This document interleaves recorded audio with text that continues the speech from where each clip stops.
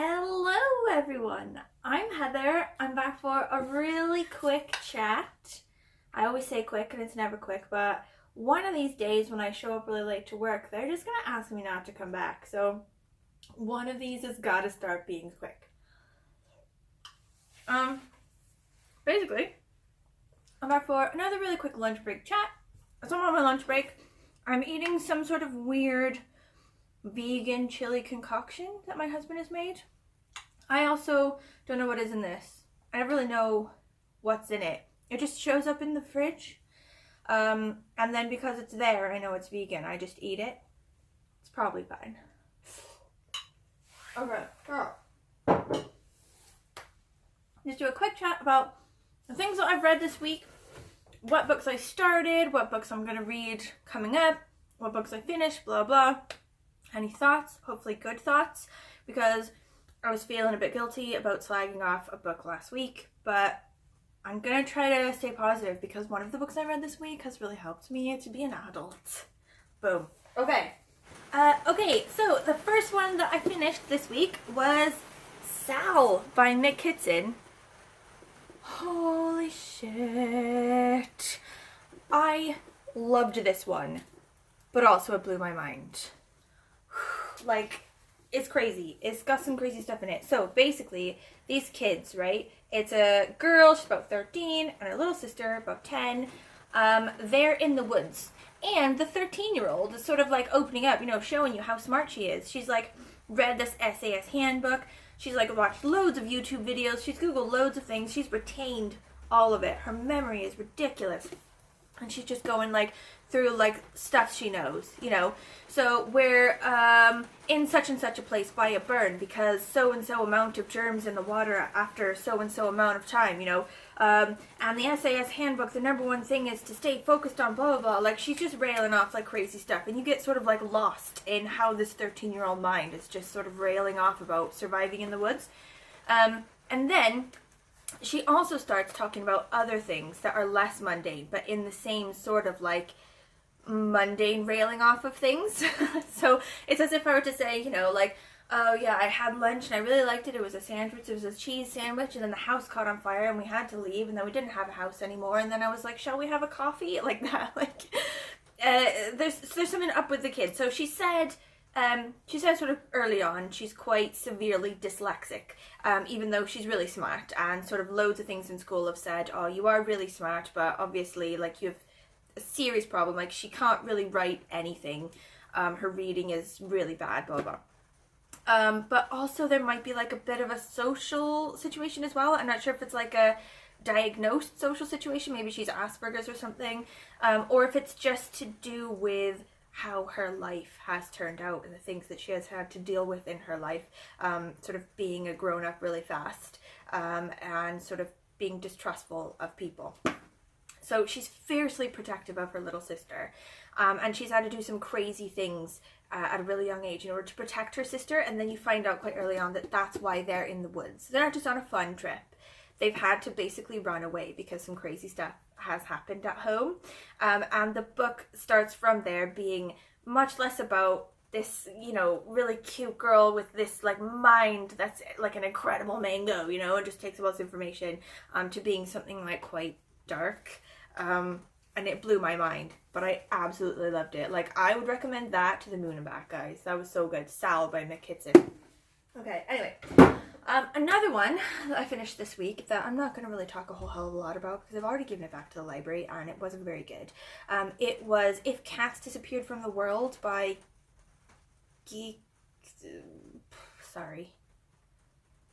Crap, I can't remember. I'm so bad. Okay, I'm definitely going to put it down here in like a big flashing stuff, the name of the author on here. It's a Japanese author. And I think probably the author himself is really good because his books have like caught fire in Japan. Everyone loves them. I think it's the translation that let it down. I did not like this book. It was a bit forced, a bit like, forced sentimentalness. Do you know what I mean? I'm not going to talk a whole lot about that. It's just like, if you saw a video before where I was sort of like talking about it and you wanted to know how it went, it didn't get any better. I read it all the way to the end because I never DNF a book. But it didn't get any better. And I'm probably not going to read any more of those ones because... ew. Okay, so now we get on to the one that I most recently finished, and which I feel has given me several thoughts. I have like deep, complicated thoughts now about this guy, Tan France. His autobiography is called Naturally Tan. If you don't know this guy, you should watch way more Queer Eye for the Straight Guy, because that show is fire, okay? Basically,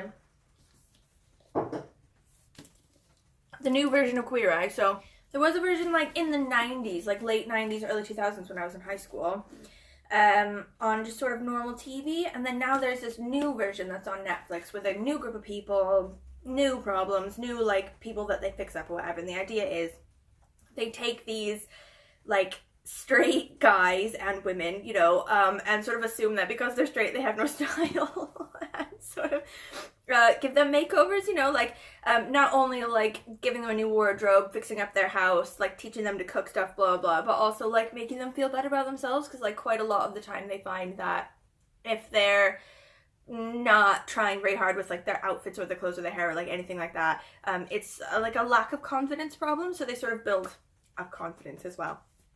Oh, they're just so good. Anyway, one of the guys, my favorite guy, or I don't know, I have complicated thoughts. But my favorite guy before was Tan France. He's the only British guy on the show. All the other guys are American. And he's the only like South Asian type guy, like his family's Pakistani. So he was really interesting. He's quite quiet, you know. All the other guys just go mental, like throwing things around. They're hilarious and like really loud and like over the top. But he's always like quite reserved, you know, and classy. You know, he only says things when it needs to be said, and what he says is just very wise and full of class. He's just a gentleman all the way, and he always looks very suave, this guy. And he's married to that guy, and he is also gorgeous and suave. Anyway. So I thought, oh yeah, definitely going to read this book. But from the go, sort of talking about as a kid or whatever, he's just like the pettiest, like most savage guy.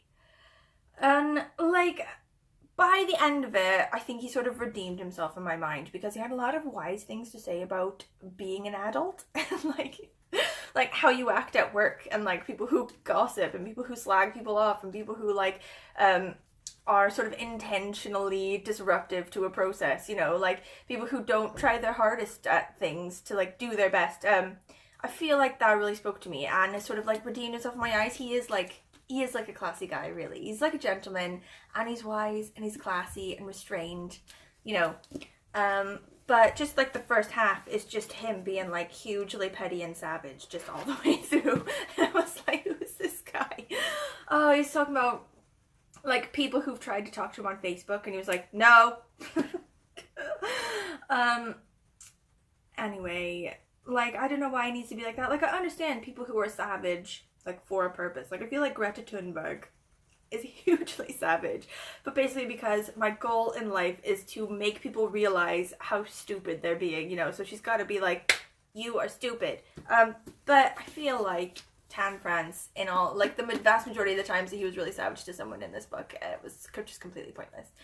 But anyway, I have a lot of conflicting thoughts. Also, he said loads of things about, so he lives in America now. He's British, lives in America, lives in Utah, is married to a Mormon.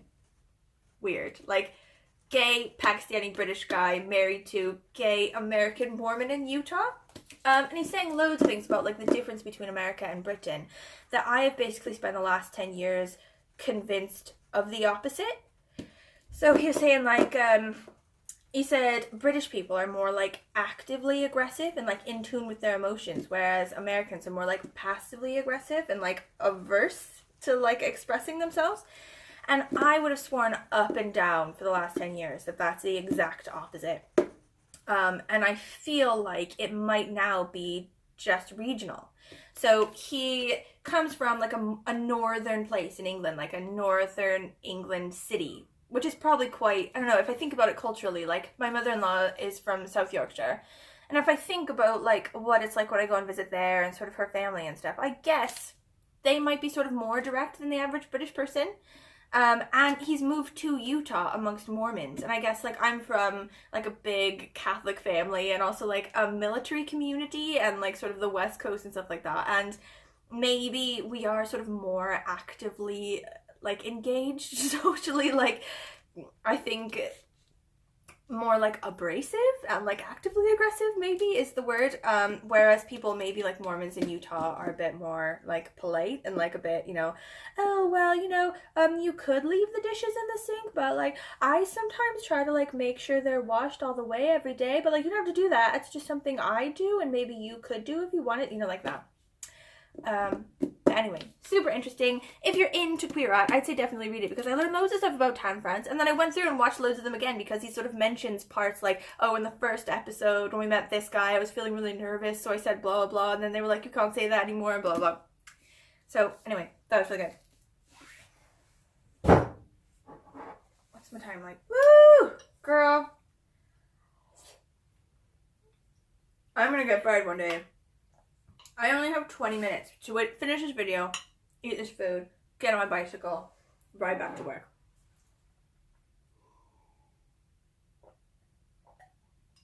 I feel like I have like time delusions. Like my friend Kathy has this as well.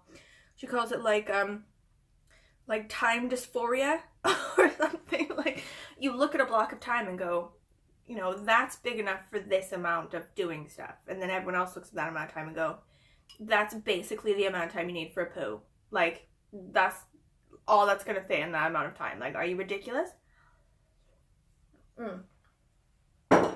Okay, so that's all the ones I finished. Oh, I also finished his Dark Materials, the Northern Lights, the first book that I was reading with Sarah from Year 2 Shelf, and that was amazing. I really liked that. I talked mostly about it in my other videos because so last week we were coming to the end of it, but I think this week we did actually finish it, and that was super good. Like, if you're interested in that, I'll like link the video down below. But we finally finished it, and we did decide we're gonna read number 2 and number 3. So I'm on the hunt now for those ones. I'm really annoyed that my version of the first book is the American book because I got it at home when I was there for Christmas. So now number 2 and number 3, I didn't know that I'd want to read them. Now I have to get like the British versions of them, and they're not gonna match. Like, first world problems, ladies. Okay. Anyway, ones that I'm in the middle of currently. I'm in the middle of 2 books just for me, and then also 1 book that I'm reading with my kid. That's so good. So the first of the 2, I'm pretty far into this one, like more than halfway, really. It's called The House with Chicken Legs by Sophie Anderson. I heard about this one through Believe-a-thon, you know, so Gavin Hetherington. I think he's changed his channel name to How to Train Your Gavin, which is super cute. But he did the Believe-a-thon in November and like just basically got me in love with various like middle grade type books. And this is one that he loved.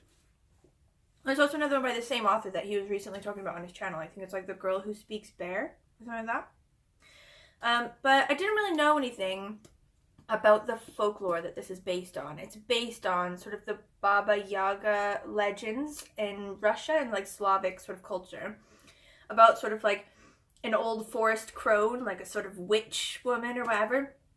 And in this, the Baba Yaga is the guardian of the gates for the dead, or sort of the door between the land of the living and the land of the dead, and it's her job to sort of help the dead move on in their journey from the land of the living to the land of the dead.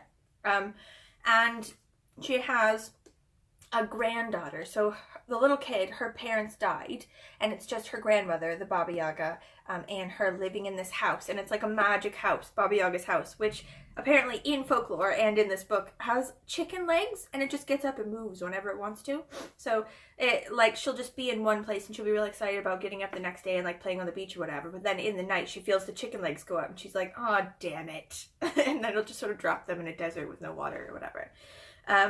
But at the beginning of this, I wasn't sure if I would really like it.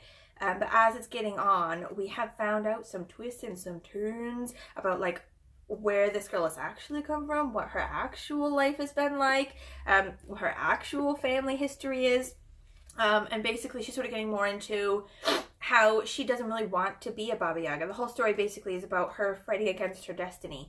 She was meant to be the next Baba Yaga, but she's like, I don't want to be. I want to be, a living girl. I want to live in the land of the living and have living friends, and, have build up relationships that last more than a night, as the dead sort of pass through. But I'm really liking that now. And I think after I finish this, if I continue to like it, I might get that other one too. The bear, Girl Who Talks Bear one or whatever. That one's really good. The next one I'm in the middle of, I'm very at the beginning. Like, I'm only a couple pages in. So I don't know anything about it yet, really, or how I'm going to like it. But it is Golden Hill by Frances Spofford? Anyway, I saw this one on an NPR list at some point and put it on my list to read. I think it was like years ago I put it on the list and I haven't really gotten around to it. And I saw this at a charity shop for £1 and I was like, awesome, I'll get it because I've always wanted to read it. But I didn't really remember why it is that I wanted to read it, so I still know nothing really about it. It's this guy. He's from England, I think, and he moves to New York in the 18th century, so 1746. He's sort of living on Manhattan, and he's got like £1,000 or something. Like, okay, so wait, I'm just gonna do this. Okay, wait. New York, a small town on the tip of Manhattan Island, 1746. One rainy evening, a charming and handsome young stranger, fresh off the boat from England, pitches up to a counting house in Golden Hill Street with a suspicious yet compelling proposition. He has an order for £1,000 in his pocket that he wishes to cash. But can he be trusted? This is New York in its infancy, a place where a young man with a fast tongue can invent himself afresh, fall in love, and find a world of trouble. So the writing is really good so far. Like, I'm only a couple pages in. I'm like right here. But I feel like it's sort of one of these like Jane Austen type books where the writing is really eloquent and it sort of over describes things in a way that I like. And when I tweeted about it, I tweeted a photo of me and my dog having a snuggle and reading this book. And Sarah from Hardcover Hearts tweeted back saying, oh, that book! Like, just that book. And I was like, oh wow, that's really good, it's really good. And then I thought, actually, it doesn't say it's good. Just says that book. So I had to clarify. I was like, that book good or that book bad? And she was like, I'm not going to tell you. I don't want to influence how you feel about it. And I was like, what? Suspense? Now like I'm going to have to fly through this one to sort of find out what she means by what is so shocking and why doesn't she want me to know if she like thought it was shocking good or shocking bad. So now I need to read it promptly. But I'm pretty excited. NPR seemed to really like it and I like the rating so far and the characters are pretty good. So awesome. Okay. So the next one I'm in the middle of. Ooh, girl, 13 minutes.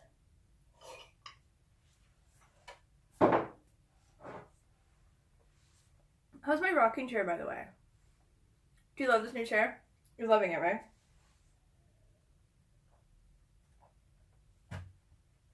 I got it from British Heart Foundation charity shop for like £40 or something.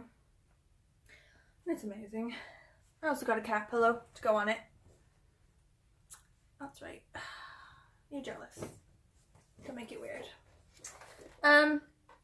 Okay, so the next one that I'm in the middle of, I'm actually reading with my kid. And she's loving it, and I'm loving it. It's called Phoebe and Her Unicorn by Dana Simpson. So, it's like about this girl. She finds a unicorn in the woods and it has like a genie thing, like it'll give you a wish. And she was like, I wish for you to be my best friend. So then the unicorn has to sort of like begrudgingly come along with this girl and be her best friend, even though she's like a really sassy unicorn. She's like not interested in being friends with a little kid.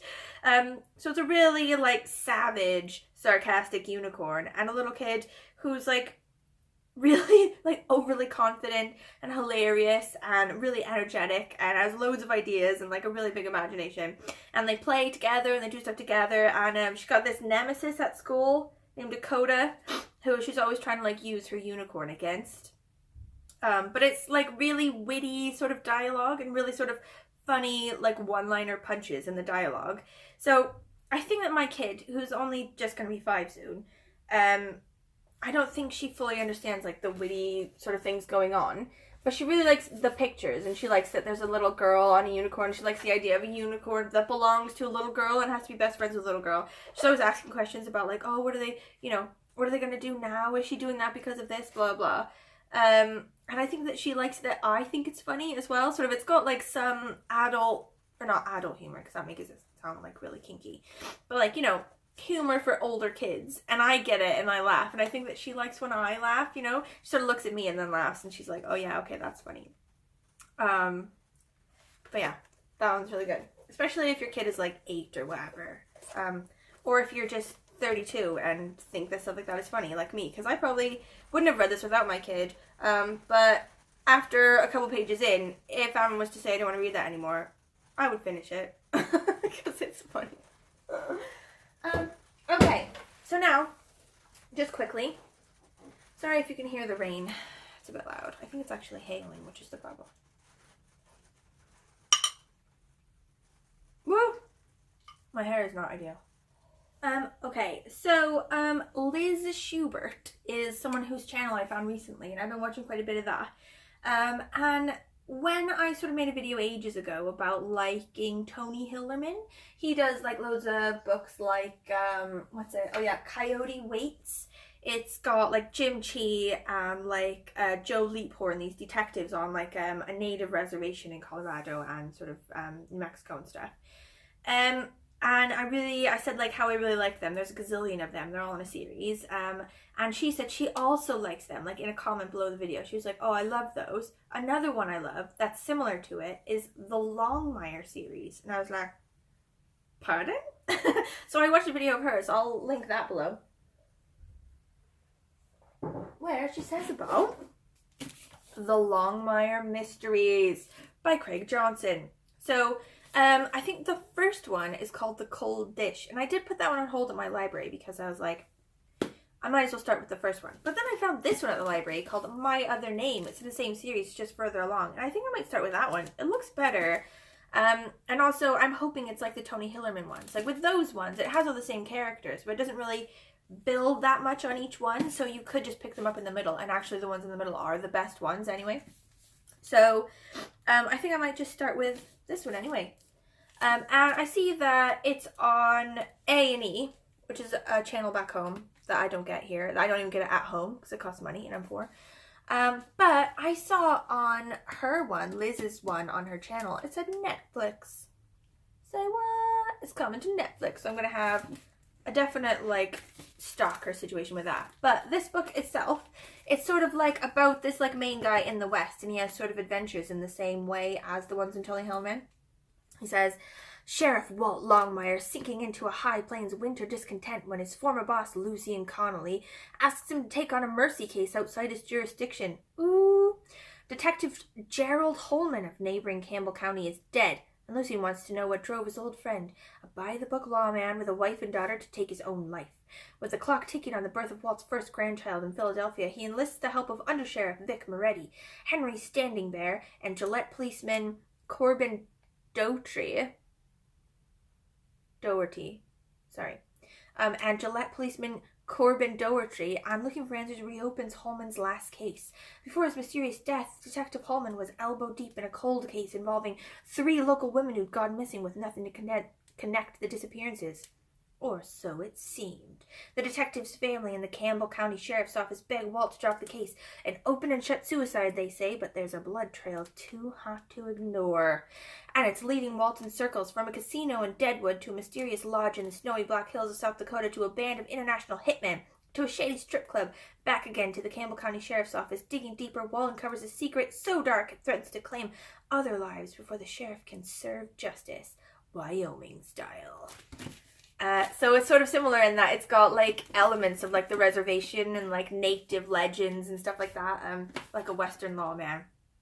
So I'm into it. I really hope I really like it. I'm going to pick up the other one for the library today, hopefully. So even if I'm reading this one a little bit and it's not really into it, I'll definitely try that one instead, and we'll see how we go. I'm pretty excited about it. I'm hoping it's going to be like the Tony Hillerman ones because I really love them. So, okay, awesome. Last one I'll say before I go. Can I ride 1.5 miles in 1 minute? Yeah. I'll just fly. I'll just haul ass. Who needs stoplights? It'll be fine. Last one I have to say about is this one. The Golem and the Jinni. I put this on my list approximately 84,000 years ago due to, I think, another NPR list or something, or some sort of list I found this on and was like, hot, and I put it on my list. And then several thousand years went by. And then I saw it in the library when I went there to get something completely different, which is how the library works. You go there for a book. They never have it. You have to put it on hold. And then as you're walking out, you see another book and you get that. Just know. Anyway, so this one, I hate when people like just read book covers, but also I sort of like it because then I don't have to Google it myself. So I'm just gonna give you like a quick rundown of this book, which is New York, 1899. Two strangers, one destiny. Chava, I think is how you say that. I don't know. Chava, dear God, is a golem, a creature of clay, brought to life by a disgraced rabbi who dabbles in dark Kabbalistic magic. When her master, the husband who commissioned her, dies at sea on the voyage from Poland, she is unmoored and adrift as the ship arrives in New York. And then Ahmad is a Jinni, a being of fire born in the ancient Syrian desert, trapped in an old copper flask by a Bedouin wizard centuries ago. He is released accidentally by a tinsmith in a lower Manhattan shop.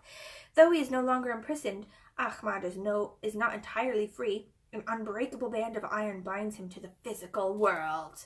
The Golem and the Jinni is their magical, unforgettable story, unlikely friends whose tenuous attachment challenges their opposing natures until the night a terrifying incident drives them back into their separate worlds. But a powerful threat will soon bring Chava and Ahmed together again, challenging their existence and forcing them to make a fateful choice.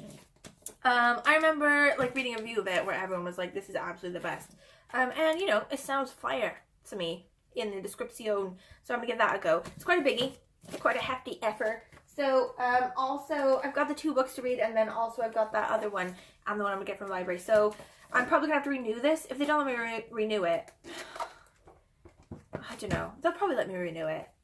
So, those are the books coming up that I mainly want to read, sort of like most intensely. But also, I have a decision to make regarding my book club's picks for this month and next month. I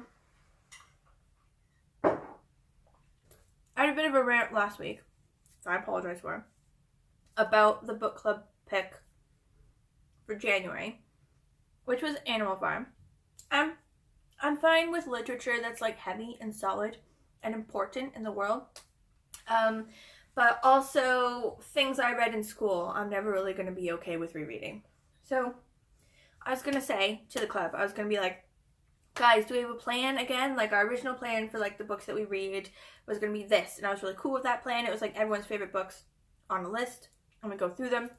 But we sort of jumped off the list without finishing the list. And now we're on, like, the world's worst required reading. And I was going to say, like, guys, can we, you know, try to come up with a new plan? Like, okay, these kind of books every once in a while, if they're someone's favorite, you know. But, like, maybe spruce in, like, a couple other things. And I didn't say that at the book club because I'm a wimp, and I just let them go on picking the next one, which is 1984. Are you kidding me?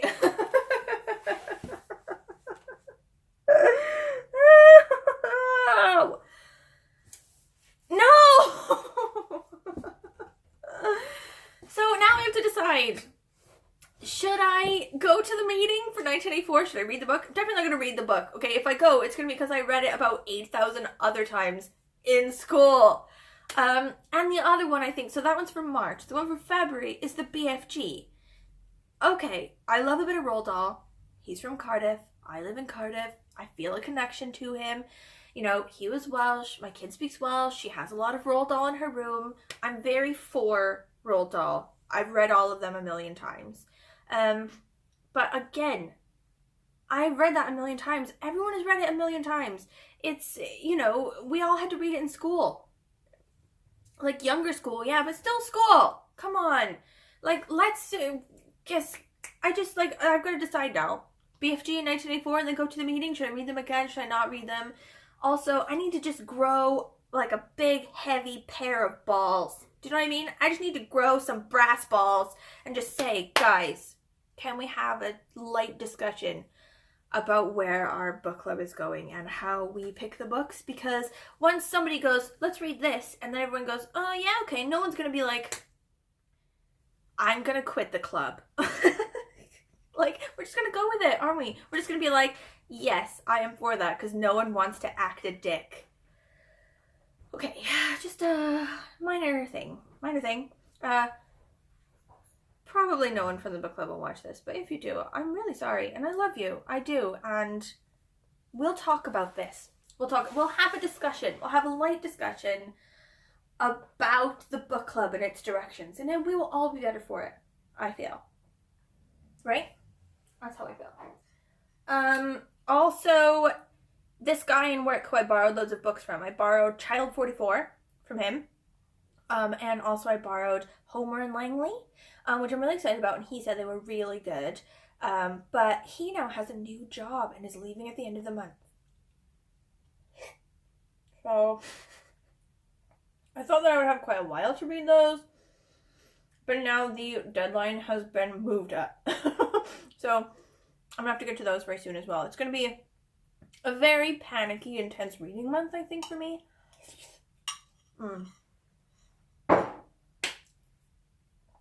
Okay. Thank you for watching. I love you all. If you have any comments about any of these books, if you have any ideas for how I can grow a sack and confront my book club friends about our potential reads, that would be really good. Any support in the area of 1984 being really hard to read, awesome. Also, if you think 1984 is the best book on the planet, I also should just hear those comments, because it's good to have both sides of an argument. Also, if you've read any of these other ones, or, you know, anything about the stuff I've said, or you have any thoughts about maybe Queer Eye, give me a shout down the bottom. I'm definitely here for it. Okay, thank you, goodbye, love you, bye!